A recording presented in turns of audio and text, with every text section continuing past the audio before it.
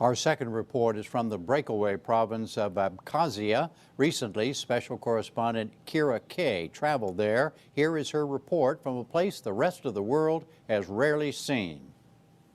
The only way into Abkhazia is by United Nations airlift. We were entering a country that does not officially exist. Permission first had to come from the Abkhaz, who were in de facto control. They even issued us visas. We were granted rare access here just days before the war between Georgia and Russia broke out. Everything seemed peaceful, but beneath the surface, the political tensions here are just as strong as in Georgia's other breakaway territory, South Ossetia. That is because the people of Abkhazia also want their independence. But Georgia, a strong U.S. ally, insists Abkhazia stay within its borders. Мы готовы жить рядом. We are ready to live next to one another, to build normal relations as two independent governments, but we will never be part of Georgia again. Sergei Bagapsh is Abkhazia's leader. He calls himself president, since he believes he is running a sovereign nation. Bagapsh explained to me the historical context behind his territory's claim to independence. И только в советское время In the Soviet times, as you probably already know, during the time of Stalin and the Soviet Union, our republic was transferred to become part of Georgia. And during that Soviet period, for some 50 years, we continued to fight for our independence. Abkhazia suffered when Stalin made it a part of Georgia in 1931, according to Liana Kvarchelia, who runs a nonprofit focused on reconciliation with Georgian counterparts. By the way, this square where we're sitting now, it has witnessed every 10 years in the Soviet Union, there were mass protests here against being part of Georgia and against attempts to assimilate Abkhazia, against the attempts to ban the language. Our language was banned for some time. Our intellectuals were persecuted. And a lot of Georgians were resettled in Abkhazia to create this demographic disbalance. When the Soviet Union dissolved in the early 1990s, Georgia gained independence, just like many of the other Soviet republics. But Abkhazia and another region within Georgia, South Ossetia, remained part of Georgia. Amidst the turbulence and national awakenings of the early 90s, both decided to push for independence too. Although most people on both sides are Orthodox Christians, the Abkhaz consider themselves ethnically different from Georgians. Georgia moved militarily against the breakaway regions in a war that lasted 2 years. There is a war memorial in the Abkhaz capital, Sukhumi, but you don't need to visit it to remember what happened here.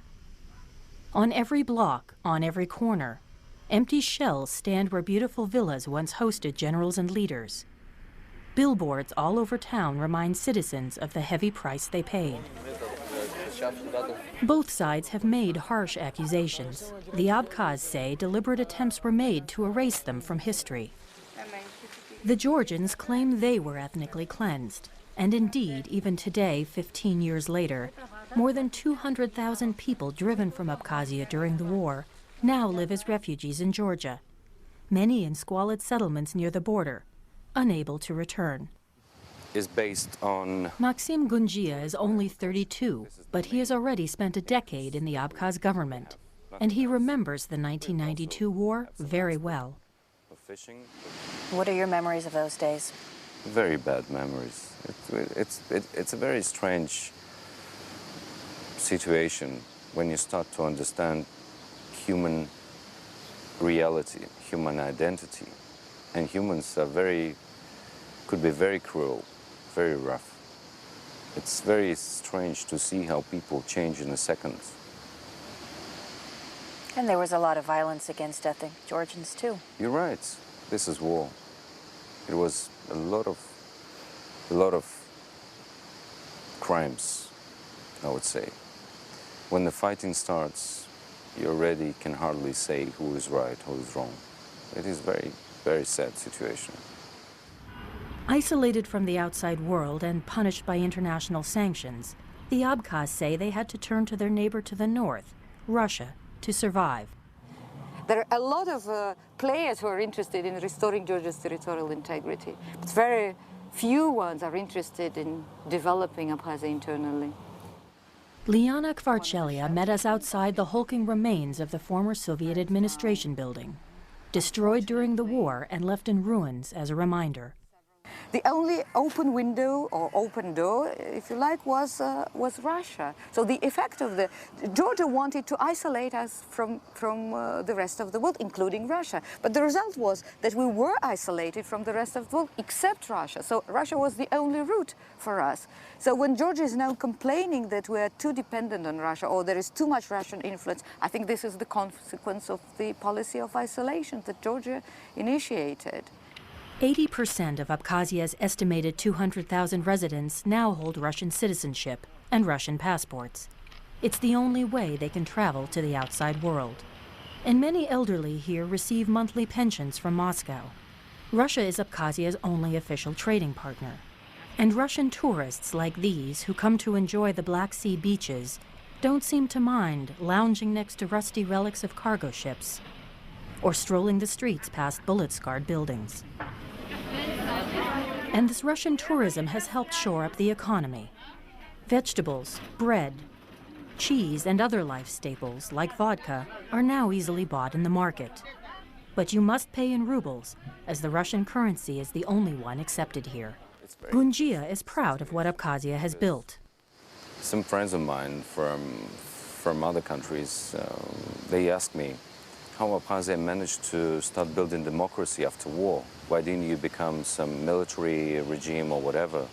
I don't know why, but I think that democracy values, democratic values are in the culture of this nation. Though Abkhazia remains unrecognized, its citizens have plowed ahead to shape what they consider a sovereign democratic nation. Although opposition parties struggle here and ethnic Georgians aren't represented in the government, Abkhazia does have a 35-member parliament and a president, and holds regular elections for both. In fact, Sergei Bagapsh won his election as a member of the opposition, a party not favored by Moscow. What I like about Abkhazia is that it is like a small boat. If you want to maneuver, you can do a lot of good projects here. You can do reform. You can build this country the way you want. It would be a jump, however, to say this is a fully open society. Our camera was often viewed with suspicion here. We were frequently questioned, and once authorities even confiscated our equipment. Still, daily life does go on, and while the rest of the world might see a country in turmoil, these young people were looking ahead with optimism. I think that the main problem of the outside world is that they do think that Abkhazia is a separatist country, that there is war going on in the streets, that there's shootings and everywhere. But you might have noticed yourself that people are just walking here and living ordinary lives. What do? I'm a student at the university. I study, I work part-time, I'm enjoying my work, I have plans for the future. It's a time of discovery, where we young people have the opportunity to leave our trace on the history of our country.